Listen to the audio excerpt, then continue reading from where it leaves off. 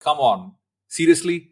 Like, you're just a startup and you're telling me that, you guys do a lot more deep inspection than all these mega companies with large teams.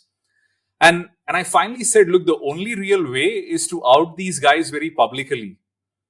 So we went and pitched it to Forbes and we said, look, we'll give you access to all the samples that we've created. You can go test it out on your own. And, happy to talk, happy to tell you more.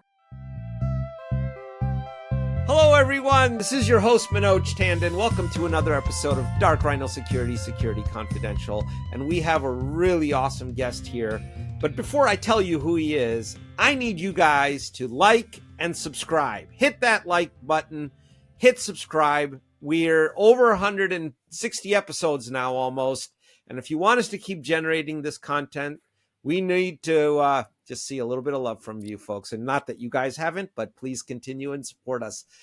So our awesome guest today is Mr. Vivek Ramachandran.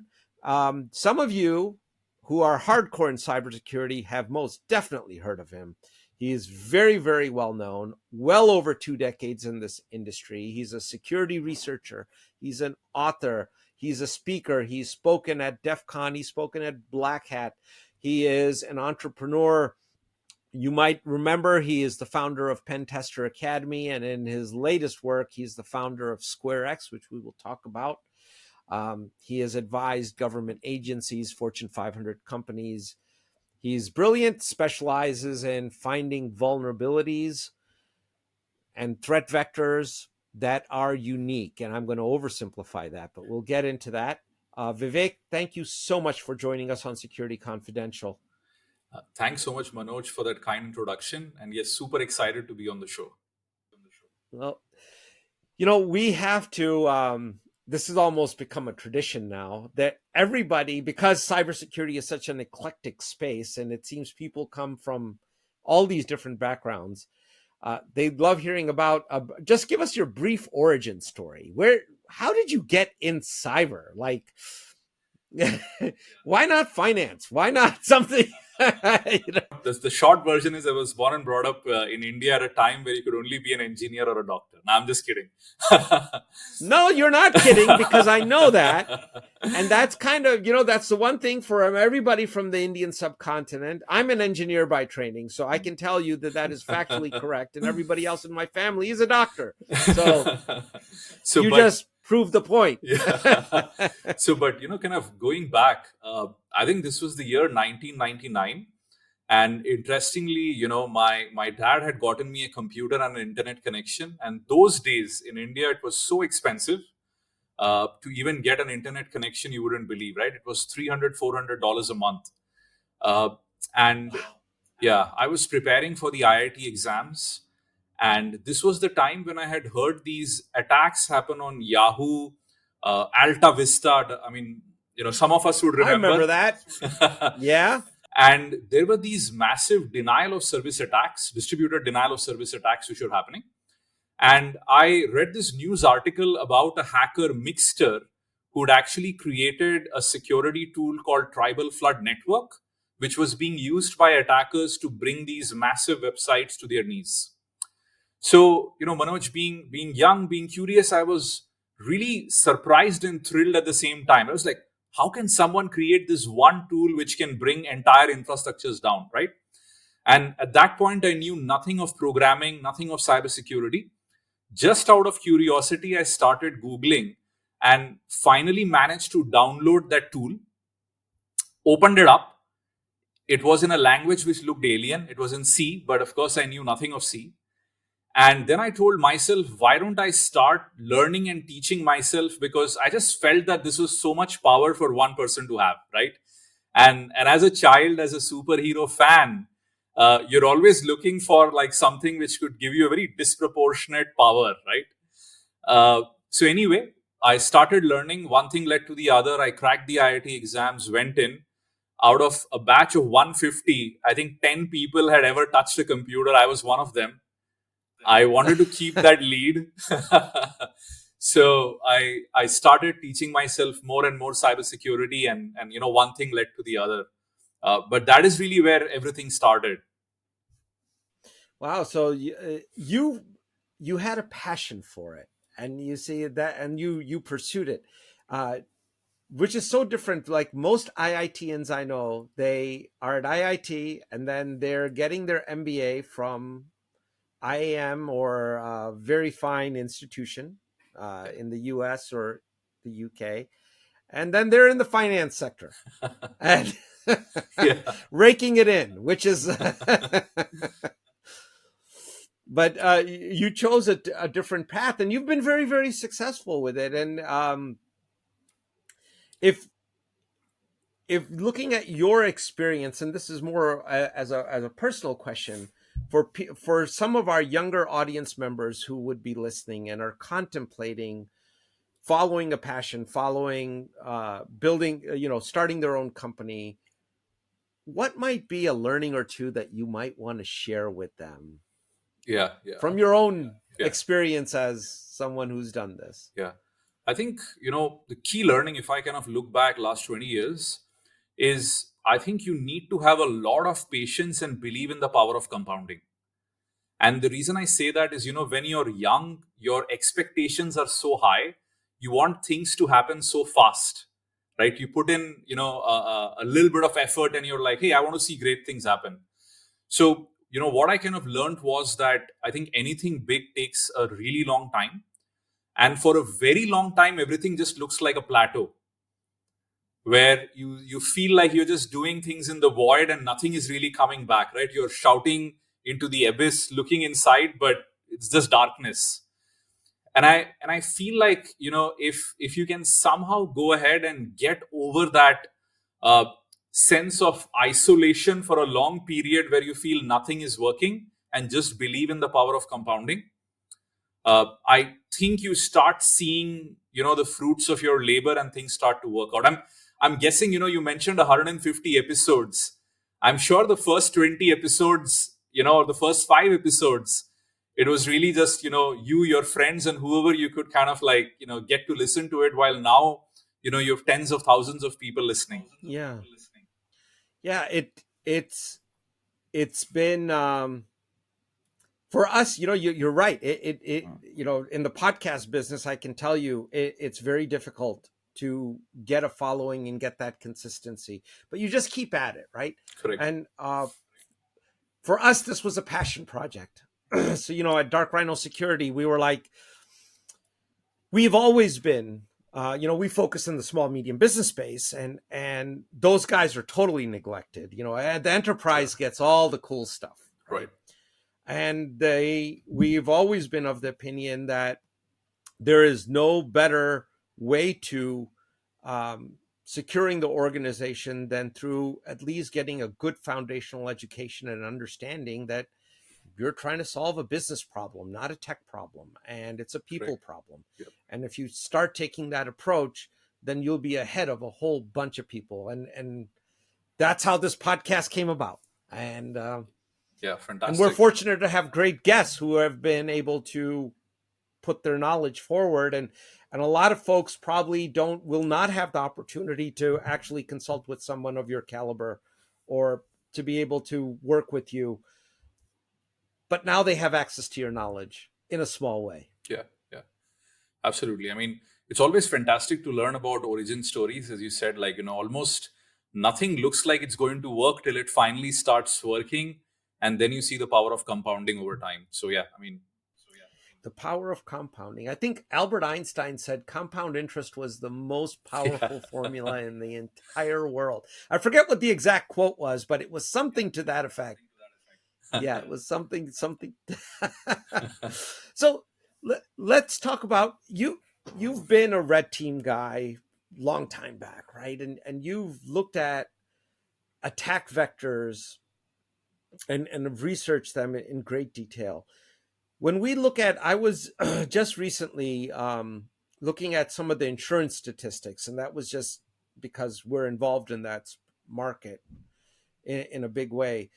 One thing was interesting that came about, that, ransomware payments have actually gone down, Vivek, a little bit. Okay, not substantially, but they think they're trending in the right direction. But payments for data exfiltration have remained plateaued and they've been consistent, right? So I'm putting you on the spot a little bit, and this was an insight that happened yesterday, so I would have otherwise put this up before. But any ideas on why that would be the case as someone who's been in that space for an eternity? Yeah. So I think, one of the things I've seen, over the last 20 years, Manoj, is I think a lot goes unreported as well. And we've seen cases, where the government has gone behind CISOs of very large established companies, where it came out much later that payments were made and disclosures did not happen, right? So one of the things that definitely, and this is just my humble view, and based upon my statistical kind of like feed, which might be completely wrong for what it's worth. But what I feel is there's a lot going on, and there are times when I get to hear through the network that attacks have been happening, and ransomware is kind of one of the main causes. Unbelievably, there are also now companies who act as intermediaries to make payments. Ransomware as a service is a complete infrastructure. Correct. And you won't even believe this. There are legit companies where, let's say, if you get hacked by ransomware and you want to make a payment, you can make it look like a service payment to a third-party company, which ends up actually making the actual payment. So in your books, nothing ever looks wrong because it looks like you just paid for some technical service. But going back, assuming those statistics are right, I think what tends to happen is once people get worried about seeing their data online, worried about their final data getting exposed, I feel like things get a lot more real then. And at that point in time, I guess most people would end up thinking, hey, what should we do? And, unfortunately, with such a high pressure situation, most people would end up probably, having an inclination to say, could this be fixed? Could this be covered up? And then we figure out how to probably deal with the regulation. Maybe we say we got hacked, but at the very least, our customers' data isn't like outside with everybody going through it and doing stuff. So I feel there's a lot of psychology here at play. And even though regulation is starting to play a very important role in how probably to handle all of these situations, it is still very jurisdictional in nature, where different jurisdictions have different ways to handle it. And I guess that's the reason why you might probably see this difference in how these data points are trending. Yeah, that's very, very good insight. But you look at ransomware, the primary, at least statistically, the primary vector is still phishing, right? And that's the mechanism of action, at least. And you mentioned DDoS. We started this conversation with DDoS attacks, which still happen today. Even today, they still happen. Crazy. Yeah. Why is it that some of these things, which are so well known, are not still addressed? Why do DDoS attacks still happen? Why, in spite of phishing making headlines almost every day, ransomware, every day there's a new healthcare system that got beat up and their patients can't get service, or a water system can't provide service, or something it's every single day, right? Yet nothing changes. So Absolutely. So I think very good question, right? So I'll pick up DDoS first. The big reason that DDoS will probably remain a challenge for a very long time is fundamentally because of how network routing and decisions work. So let's say if, packets are sent destined for you, it's only finally when it reaches Manoj that you decide whether this was even worthwhile traffic or is this garbage trying to fill in my capacity.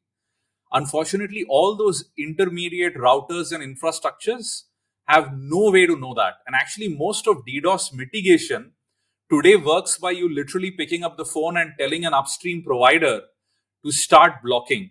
So you end up calling your ISP and saying, hey, if you're seeing such kind of traffic coming for me, block it right there because I don't need it.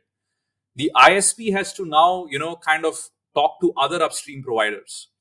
So fundamentally, the way the internet works is, routers are supposed to blindly forward based upon the destination and not really take decisions based upon what is inside the packet itself.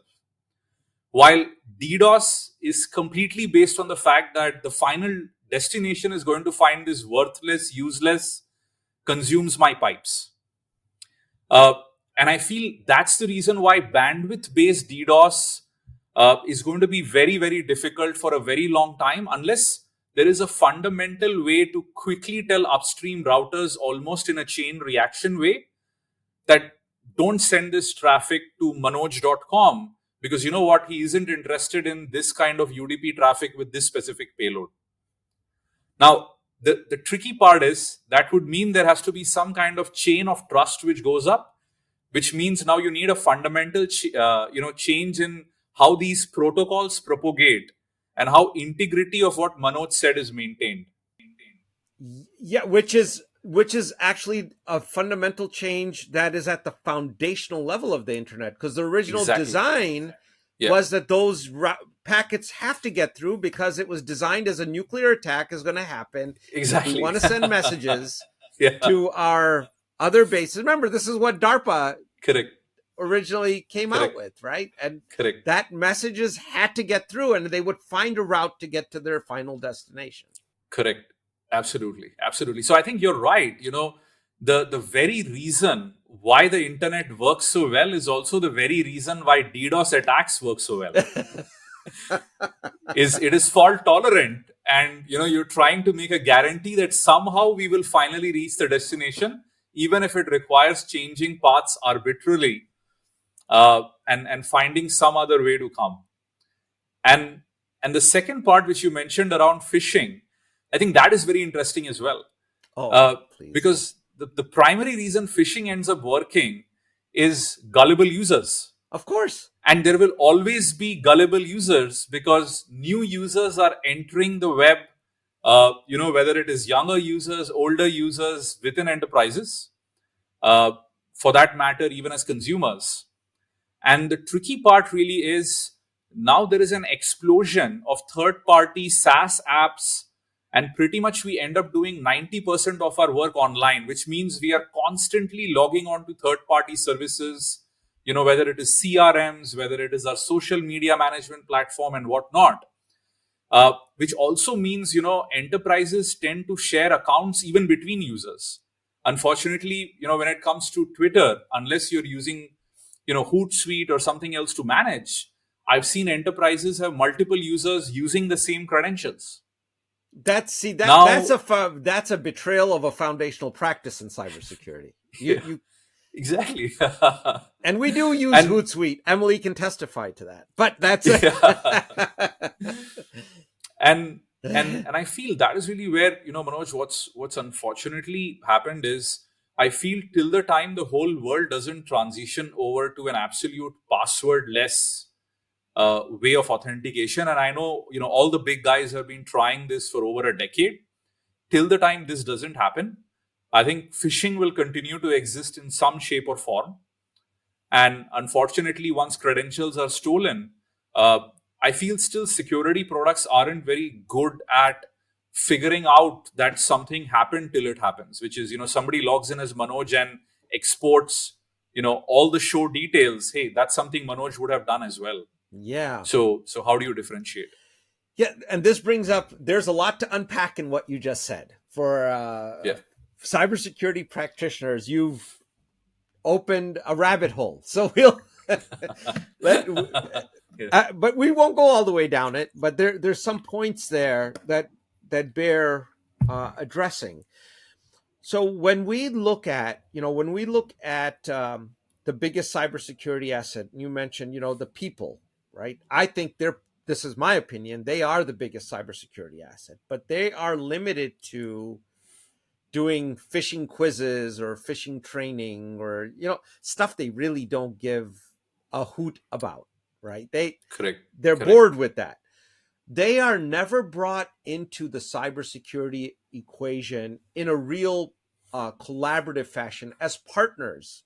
It still seems there's a huge focus that this is going to be focused with technology, and what we'll try and do is make things more and more idiot proof rather than train the people and get them to become much, much more aware.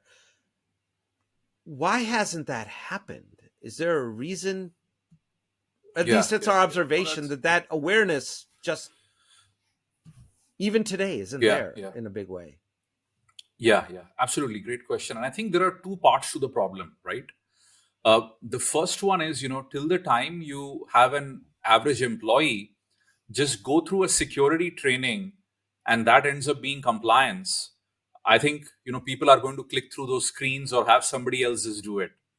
I feel first part would be you would have to make the employees feel that there is a sense of accountability if a hack ends up happening because of you, because that is the only way that you start to feel that this is something very serious. Okay. I feel that is very difficult to do, right? Because imagine somebody walks up to you and says, this security awareness training, you better understand what's going on, because if your email or your identity is the one used for a compromise, either you're going to get fired or you're going to be accountable. Okay. Right? Now, that of course creates a sense of, worry, a sense of scare, not the best way to kind of like go about it. Yep. But I feel I've been in so many companies where people laugh through these trainings, right? Or, it is so basic because of course you only do it because you want a compliance tick that everybody's gone through it. Right. Now, the second part, Manoj, also is what starts to happen is attacks and attackers are getting more and more sophisticated where newer and newer attacks are happening. Yes. So the difficult part of that is that imagine today, and I'll give you a very common attack which is doing the rounds, and I feel even most organizations haven't protected themselves. Okay. So everybody loves AI. Everybody, loves the co-pilots. Everybody wants to use open AI, but not pay for the professional version. Sure. Now you're giving away your data, but okay. So exactly. But interestingly, you would find so many of these social media posts where people would say, hey, look at these 4 new services which are better than open AI. And in reality, many of them actually have attackers point you to a browser extension where in the backend it is basically OpenAI. Yep. And because you're getting free access, employees and individuals are very fast to go ahead and install those extensions. And they can steal your credentials, they can steal your session data. Now, the tricky part is, when this is happening, what do you tell your employees? Do not use AI tools. That's not going to happen.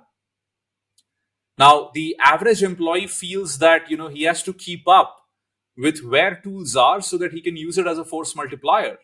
Now, the second order problem is, how do you even teach an employee to look at a browser extension page on Chrome which just blew up? Everybody's talking about it on social media. Hundreds of likes and retweets. We all know which can be faked. And decide whether this is a legit extension to download and install, right? Very difficult for you to have that security view before installing something. So I feel attacks are getting more complex, which means security awareness has a steeper curve. And also which means that every few days you have to go to your employees and say, hey, this is a new attack. Make sure you understand about this. And by the way, don't click through it. You have to seriously do this or you could just get fired. Now, optimizing on both of these dimensions, at least I feel is very difficult. It is, but then we could also take the proactive cybersecurity tact and say, hey, you know what? This is a hot new AI trend that's coming out that people are going to. So why don't we proactively create a little video snippet or something that if someone tries to plug this into their browser URL, it's going to pop this up and say, hey, Vivek, we know this is a hot topic, but please don't go here because we can tell you that this is really bad. Okay. And your data is going to get stolen. So if you want to do this, go home and on your own personal PC, do whatever it is that you want to do. But please don't do this from the office. We have to stop this. Absolutely. And I think that's a great point. Unfortunately, Manoj, what's happening? I think most organizations are taking an exactly opposite approach, which is either block everything, which is, you know what, you shouldn't have access to Chat GPT, and that just makes it a forbidden fruit everybody wants access to. Then they'll get VPN. You're going to have hidden IT problems, right? You're going to have shadow IT. People will find a way. Look, even China, which is tried to lock down the internet. Even in China, if you want to get out, you can get out. Correct. Absolutely. And adding to that, it reminds me, when the very first TVs with cameras and microphones had come out, and a lot of people said, I'm never going to buy a television with a camera and a microphone. Fast forward 2 to 3 years, every TV has a camera and microphone. So now you don't have a choice, because if you want to upgrade, well, you just have to live with it. And so you know what? Most people have not read their license agreements when they unbox that fancy TV. Or actually, that's the part of it. They never unbox it. They have some people that come to their home that takes it out of the box and hangs it up, and they throw out all the stuff. But if you read that license agreement, it clearly states the manufacturer has the right to turn on the camera and the microphone for some legitimate use purposes, whatever that may be, right? And you just sign it away. Absolutely. And you're absolutely right. I think, to your point, that's exactly what enterprises have to realize about AI is, unfortunately, when you use third-party services similar to the TVs with cameras, you have to build safeguards, and the best safeguards is to educate your employees, because there's only so much that DLP is going to help you with. Oh, yeah. And DLP, you better have somebody full-time on that thing, keeping it updated on a daily basis, or correct. It's of limited use, but you know that. I'm not telling you anything you don't know. But that was more for the audience. One thing that very interesting couple things I'd love to get your insight on. I don't know if you followed the story, but the CISO, who was, I want to say he was part of the SolarWinds attack. I hope I don't misstate it, but there's now a federal indictment against him for what happened. Yes. So that leads to two questions. First question, should the office, it's the Chief Information Security Officer, I've always kind of felt is really not a CXO title. It's kind of given that, but it's really not that. It's not. It's kind of like in the U.S. at Thanksgiving, it's the kids at the little kids table. That's where you get to sit. You don't really get to sit in the boardroom. So should the CISO's office report directly to the board and not to the CIO? That's one thought there.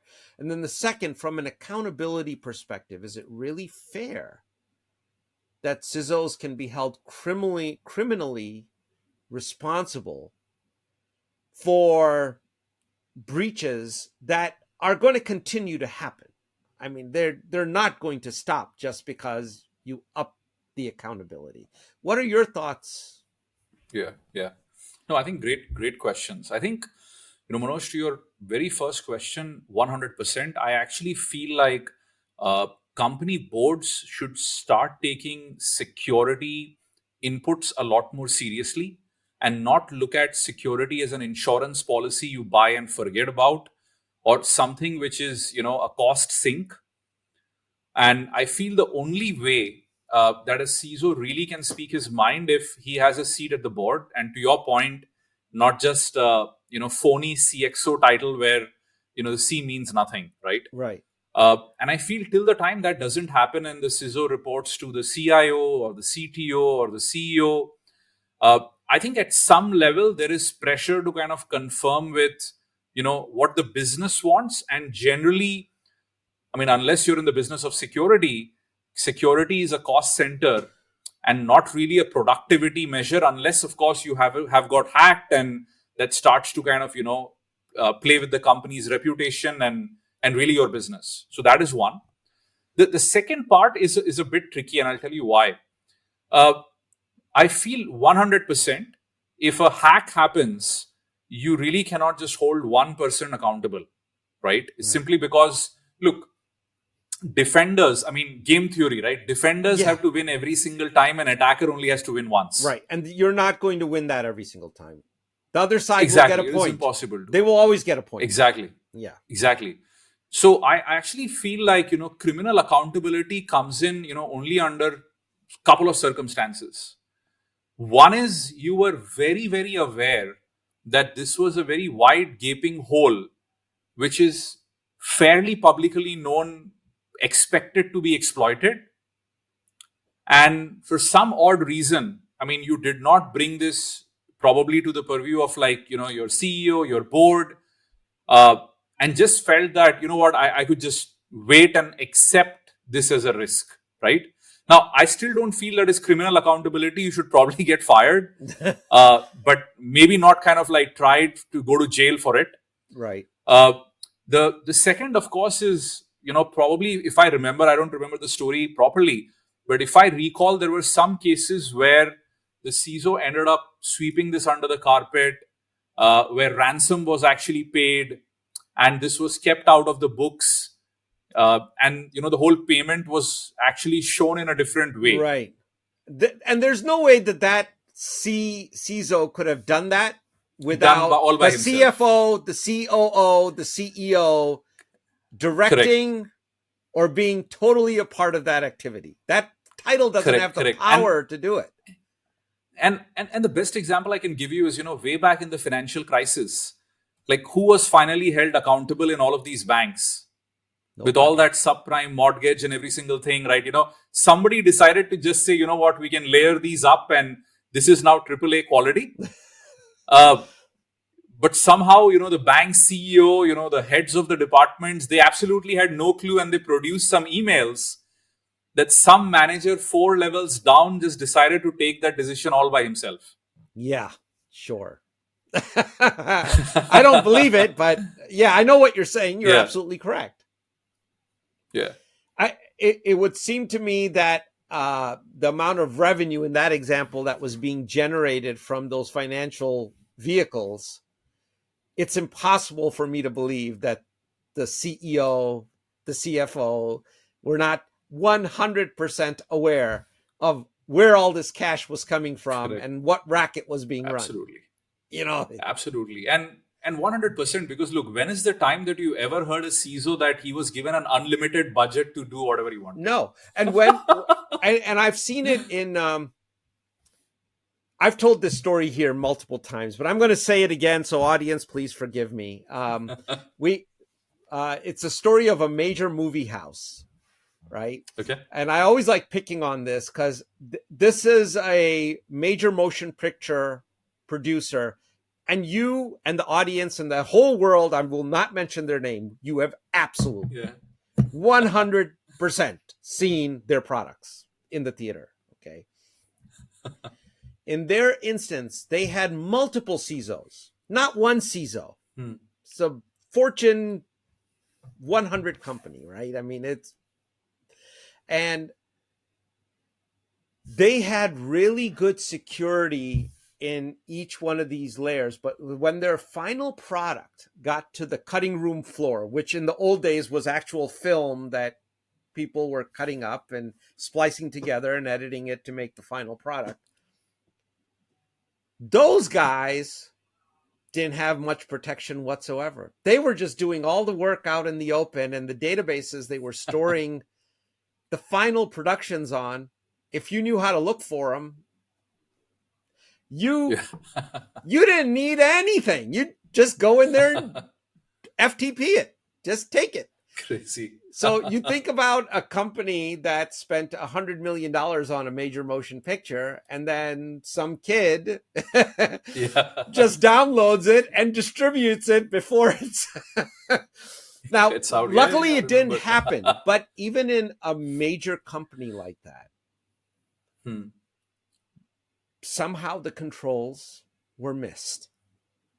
that would have created the accountability for that. And that's not a laughing matter, but I mean, we joke about it, but it's still, it shows that even if you are a really large corporation and you have multiple CISOs, they don't have visibility to everything that's really going on and where all the assets are that need to be protected. No, absolutely. And you bring up a good point, right? At the very same time, what I found is, I think even the security policies aren't always applied uniformly. And what I mean by that is, if you look at a lot of the C-level executives, they would actually want you to allow them to do a lot more than the rank and file employees. Yep. Opening up wide holes right there. So what tends to really happen is now the CISO is managing multiple user groups with extremely diverse policies and hoping something doesn't slip through. And this is something I've seen so many times. We talk to potential customers and they say, hey, by the way, this is wonderful. You can apply all of these policies. We'd love to get all of this visibility, but I'd like to exclude these 25 people. And what I generally tell a CISO is, you damn well hope that these guys know what they're doing when they're online, because these are also the most vulnerable folks who everybody would want to attack. That's right. And you better make sure that their data is already not out, because chances are it is. And we'll just reuse the password, or can we social engineer them, as MGM found out the hard way, right? As to what can happen. I want to turn your direction a little bit into, I think you had an article or a story in Forbes about findings you had on Gmail and Outlook or whatnot. Give us a little bit of insight onto vulnerabilities that, Vivek, you found. Yeah. So I think, as a startup, Manoj, when I start talking to a lot of prospective customers and I tell them about, hey, you know what, you use Google Workspaces, you're using, Office 365, Outlook.com. And I tell them, those platforms don't end up scanning files as exhaustively and comprehensively as you think. Now, imagine the response most of them give me. They're like, come on, seriously? You're just a startup and you're telling me that, you guys do a lot more deep inspection than all these mega companies with large teams. And I finally said, look, the only real way is to out these guys very publicly. So we went and pitched it to Forbes and we said, look, we'll give you access to all the samples that we've created. You can go test it out on your own. And, if you feel that this is a credible threat, happy to talk, happy to tell you more. Okay. So that is really how that exclusive article happened, where we went out there and actually showed how trivial is it today for attackers to actually send you malicious Office documents with malicious macros and things like that, which completely can evade, scanning technologies of almost all webmail providers. And 90% of mail is opened via webmail today, right? 10% applications like Outlook. Yep. So that is really how we kind of and that was the main motivation for that research, really. Wow. And did you get any backdraft from that from the likes of Google or Microsoft? So interestingly, I think some small things were fixed, but I think they never publicly acknowledged that this was picked from our report or anywhere. You know how difficult it is to reach out to many of their teams because their emails are like sinkholes. Yeah. You send an email, you never get a response. So many of them flat out denied that we have ever reached out to them. But some things were fixed. We tried to do, further testing, and we figured out that those were really just band-aid approaches. And at its core, I think here is the reason why, right? If you look at a provider like Gmail or Outlook, they are looking at probably millions of emails a minute, possibly, right? With a large majority of them having attachments. Now, one can only imagine if you started doing deep inspection, how much of computing power that would end up taking. Yeah. And I feel this is really where a large number of these providers feel like it isn't worth doing that for every single document. Yeah. And the simple reason is they're just burning their own money. So what are they good at? if a document is already caught by one of the larger providers and the hash is blacklisted in a threat feed, Yeah. that is 100% blocked.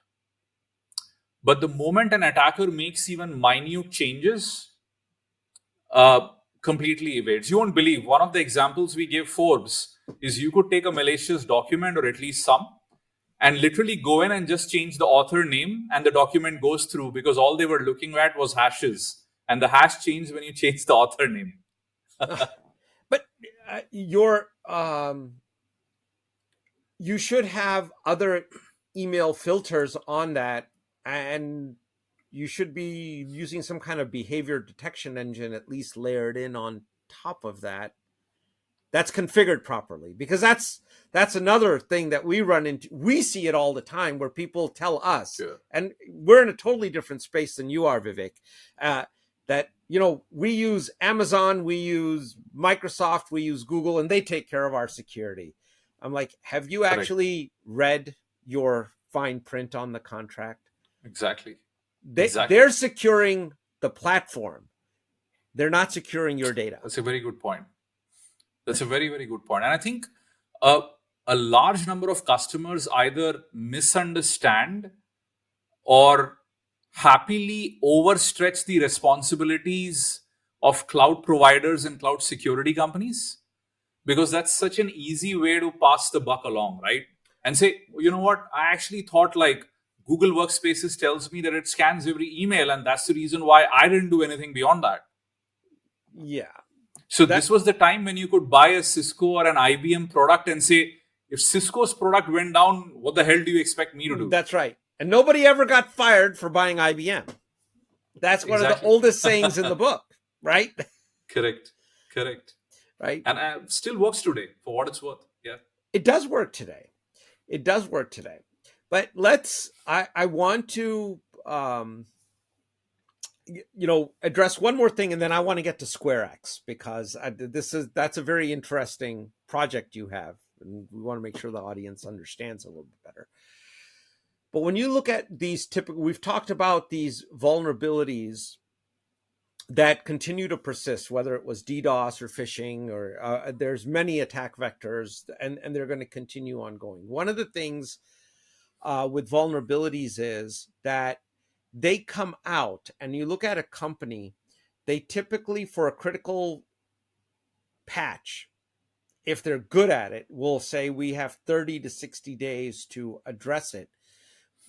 But bad actors can actually, once that vulnerability is known, it takes them typically 5 days to create an exploit for it, a technical exploit. Yeah. Is there any thoughts on closing that gap? On the one hand, the bad guys can leverage it in 5 days. The good guys are publicly saying we're not going to address it we're going to address it in 30 to 60 days. To me, this is like a formula for disaster at some point. And your thoughts on how to can we affect that change? Yeah. So I feel like, it is difficult, and here's the reason why, right? And now, of course, with all of these code generating AI LLMs, the moment you get to know a CV description, you could literally feed the code of the vulnerable product and maybe even have the LLM build out stuff. So I think, when attackers build attack code, I think these are proof of concept codes that you're building. And now with LLMs, you can iterate a lot faster.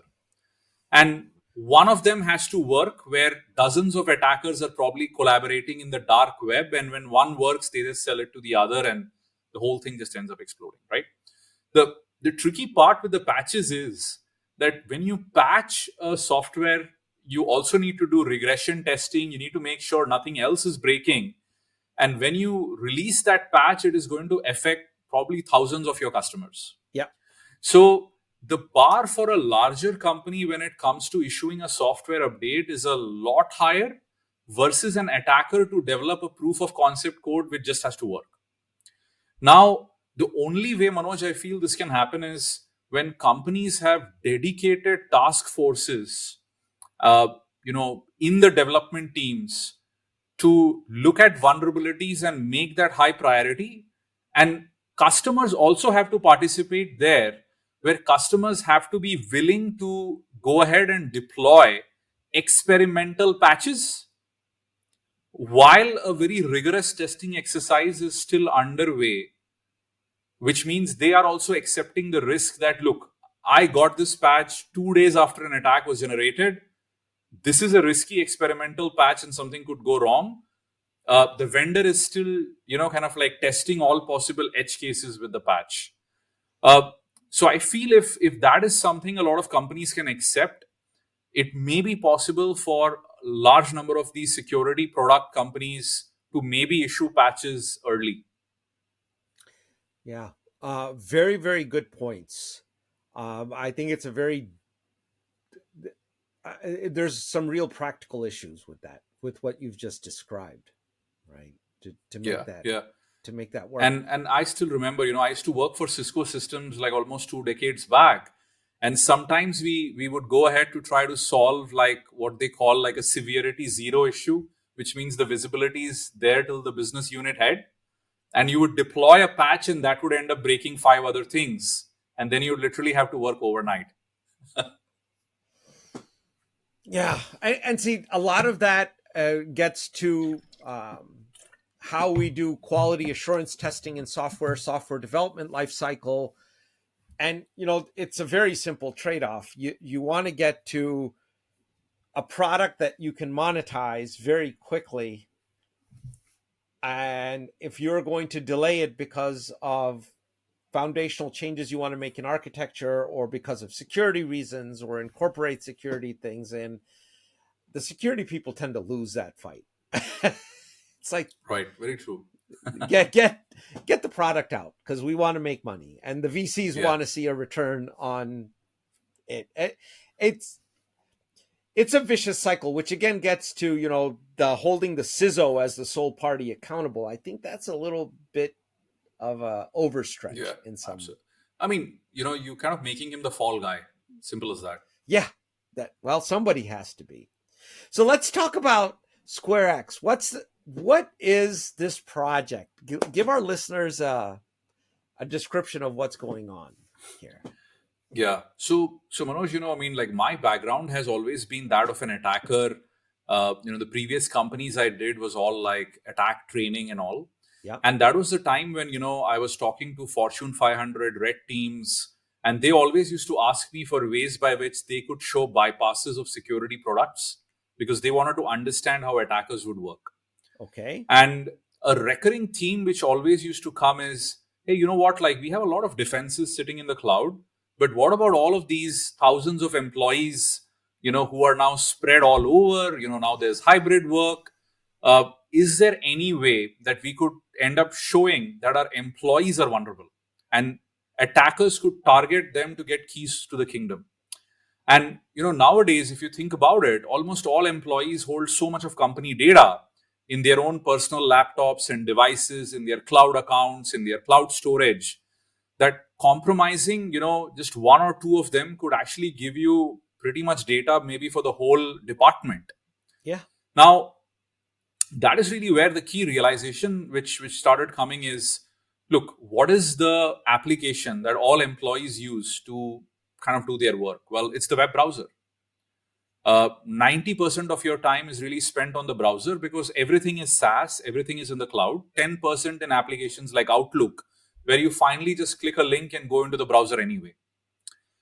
So I started looking into, what kind of web security is available today. And that's really where, secure web gateways, part of SASE and SSE was the way that we were filtering, web attacks. Now, SASE, SSE, secure web gateways started almost like a decade back. Web applications were very simple at that point. You could probably still look at network traffic of HTML, CSS, and JavaScript and say, you know what, here's the bad attack. Yeah. But now, apps are a lot more complex. You have progressive apps. Everything is run by APIs. You have a thin client talking to APIs, reconstructing the UI all the time. Browsers are complex beasts. Now, web browsers are even more complex than operating system code, right? Because literally they run so many disparate technologies. So I think we figured out and this is actually a main stage DEFCON talk that we are doing this year. Okay. Which is secure web gateways can be completely subverted and bypassed by attackers to even deliver common malware. So our thesis really was, where do you now go ahead and detect these web attacks? And if you think about it, any security product, if it has to do a good job, needs to have complete visibility into all metrics. Yep. Now, if you want to solve client-side web attacks, the best place is the user's browser, because look, you have access to all the rich DOM events, you have access to user interactivity, you know how the UI is finally rendered, which means UI redressing attacks and all of that are easy to detect. And if you had to in real time ship all of this data to the cloud, and there you run your algorithms, this is prohibitive, because now you are literally sending megabytes of data on every tab back to the cloud. Yeah. So we figured that solving client-side web attacks was best done in the browser, because you have the best metrics right there. So that is really how SquareX was born. And the whole idea was, can we detect, mitigate, threat hunt web attacks happening against your employees in real time in the browser by deploying a browser native security agent where even your detection algorithms, policy enforcement, ML algorithms, all of that can actually run entirely in the browser. And that is really what SquareX is all about. What does that do? I'll ask the dumbest question you're ever going to get. Yeah. What does that do to the user's browsing experience? Is this slowing them down? Is it adding a lot of overhead to the... Great question. So I think, the moment any security team hears one more agent, everybody freaking fears out, the swear words start coming and all of that, right? And that is really where, I'll give you a very interesting insight. So let's say you have your Chrome browser open and you have 25 tabs and you're in one active tab as a single user. Okay. What modern browsers start doing is they start putting a lot of the other browser tab threads to sleep slowly, given if there is inactivity. At the very same time, WebAssembly is this technology which has slowly been maturing over the last few years, which allows you to run a lot of native code within the browser itself at very high speed without slowing things down in a sandboxed way, also making it very secure. So interestingly, Manoj, the net load when it comes to running these detection algorithms in the browser is actually very, very lightweight, because my load compared to a secure web gateway processing millions of requests per second is just Manoj on the browser on one active tab and a couple of other tabs which are slowly going inactive. So we've done a lot of benchmarking, and I can tell you, even in comparison, if you had deployed a security agent like endpoint security, we end up using a fraction of CPU and resources. Now, here's the best part. Because we deploy as a browser extension, Chrome itself actually acts as a security gateway to ensure that we don't consume too much of resources, or else Chrome kills us, because Chrome doesn't want to be a bad browser consuming crazy amount of resources because we, are a runaway code doing crazy things. So overall, in benchmarking, it's been super lightweight to run these algorithms in the browser itself. So, is the agent calling to a massive cloud infrastructure for processing, or is it all being done at the endpoint itself? So almost 90% of everything we do is in the endpoint, while talking to a couple of backend APIs for threat feeds and a couple of other things. And that is really where the disruptive innovation is in a way, this is kind of like endpoint computing happening right there in the browser, detecting attacks which otherwise would never be possible, given the sheer amount of data that you'd have to sync in real time to the cloud for the detection to work. That's very cool. So have you patented this approach? So we are applying for, a bunch of patents at this point. Of course, patenting itself is a very long process. Right. But I feel we found a lot of interesting things, because look, the browser wasn't originally meant to be a development platform where you're building multiple lines of products, right? Right. So we've discovered a lot of tribal knowledge as we went through this, as we started understanding the shortcomings of building a product running in the browser. And I think a lot of that tribal knowledge is what we kind of would love to patent, because many of them are very non-trivial observations, which in comparison to the cloud, Amazon gives you a bunch of APIs to call into, serverless and whatnot, and you go build there. Right. Versus a browser where so many things are undocumented. Can you give us an example of some of these an example of a non-trivial finding that you can share? Yeah. So I'll give you an interesting one, right? So let's say there is, and I'll give you a broad view and then kind of drill down as to like how the attack detection would work. So let's say a malicious actor is targeting multiple employees in your company via LinkedIn. Okay. And on LinkedIn, he's actually sending a DM to everybody saying, hey, I'm actually a recruiter. And one of the other competing companies in the space is willing to offer a 40% increment. And by the way, click on this link to go download the job description and let me know if you're interested. That's now, too easy. You made it too easy for people to click on it. Because and now what happens is, people click through those, and maybe in the very end you have an Office document where the job description is there, and you end up downloading it, and maybe that has a malicious macro which downloads and executes ransomware, right? Okay. Now, if you're lucky, your endpoint security system ended up picking it up, and you see in your endpoint security system that all it says is Tom, Dick, and Harry downloaded this malicious Office document via the Chrome browser.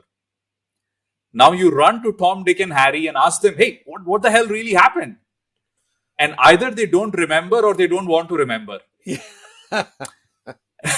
And today, this is really where state of the art is. And all secure web gateways can tell you is the final endpoint from where something was downloaded, which honestly attackers put up these random websites and bring them down all the time.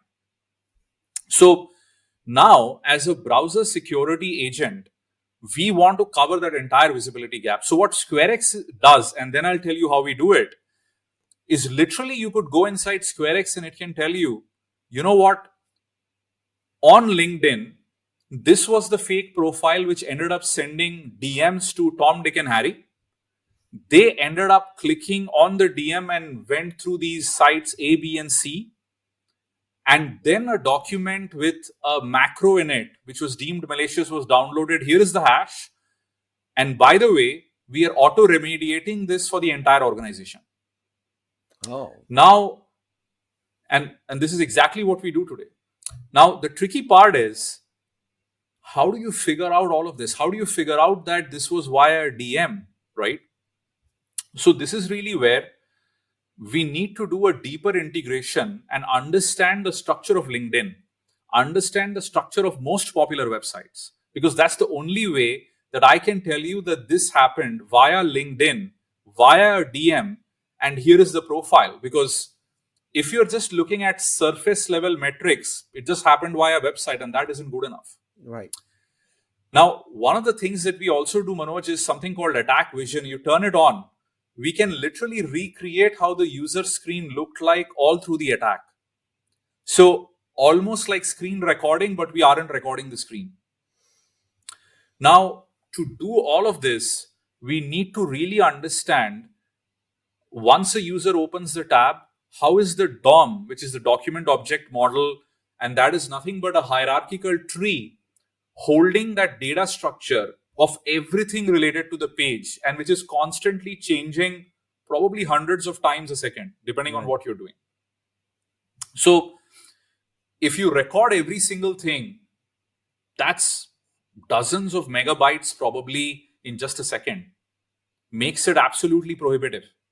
Microsoft plans on doing that, though, with their recall product, right? They're exactly. Right. And you know why, right? Like, because of course, apart from the memory and the CPU, there's almost a crazy amount of other issues which come in. Right. So the innovation we did in this specific example is how do you go ahead and record events and snapshots where you're able to recreate without ending up recording every single change? And the best example I can give you is when you look at online video, you have this notion of keyframes, and between keyframes, you try to not record everything, but when a keyframe changes in a video, which is drastically something changes, you do a snapshot once again. Yeah. So, we kind of took a lot of interesting cue points on how video is rendered, how things are happening, and then came back and said, well, how do you do this in a way where you can actually go ahead and recreate what really happened without recording everything?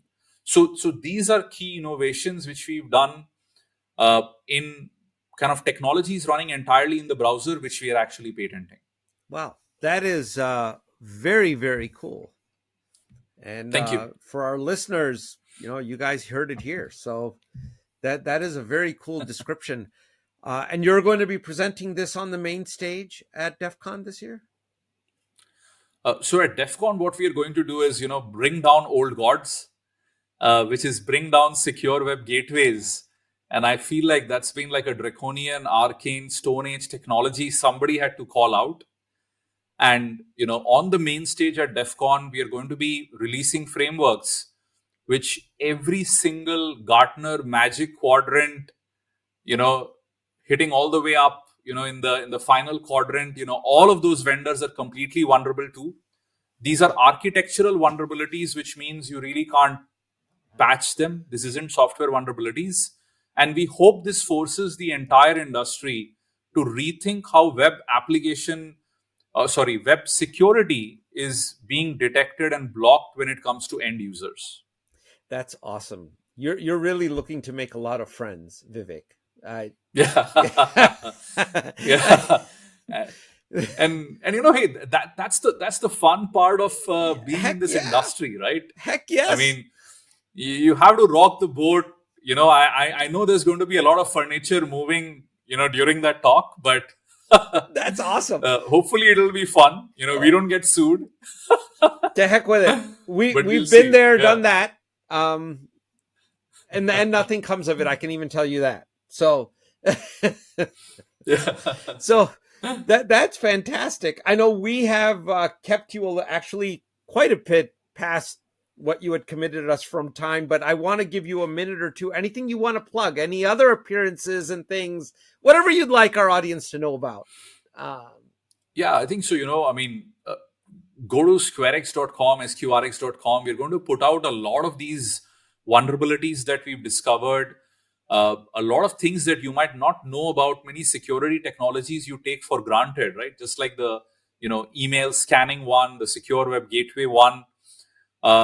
And I feel like, the way we are approaching this is quality security research, looking at vulnerabilities and trying to build products which are solving against it.